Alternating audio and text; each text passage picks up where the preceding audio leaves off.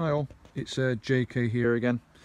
Very quick video on deadlock and whether or not it should work. So, for those that don't know, but I'm sure you do know, is if you hit the key fob once and lock the door, you've locked the door thinking your car's all safe.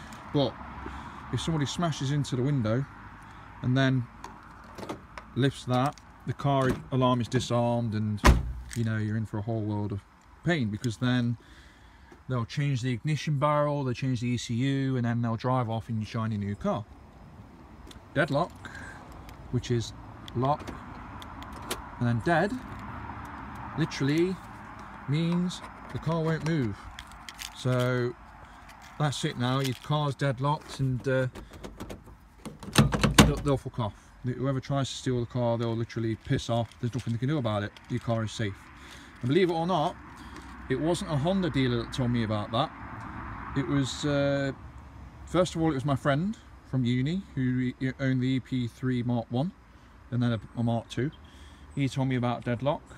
And then a cousin of mine who lives in a rough part of Manchester, he's been in jail for joyriding, and he actually said to me, you've chosen a very good car security wise. The Type R, nobody touches them. Joyriders cannot steal that car, and it's all because of deadlock.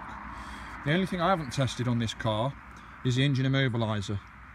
So an interesting test would be, and I doubt I'm going to get to do it because I don't want to butcher my car, but unless I buy a very cheap scrap car.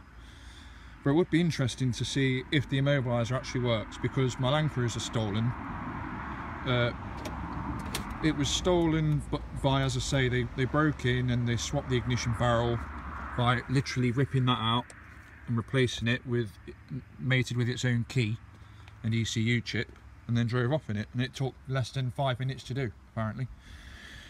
And you can buy them off eBay for 200-300 quid, maybe 400 or 500 quid for some models, depending on how up to date your car is. But yeah, it'd be interesting to test the immobiliser.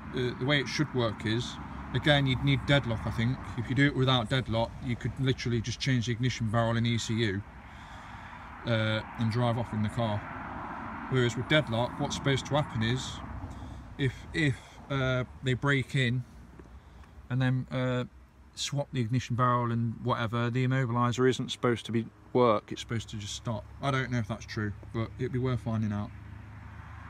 So yeah, that's it. Proof that deadlock actually works. And probably when buying a vehicle, you want to do that as well. Test that the deadlock actually works.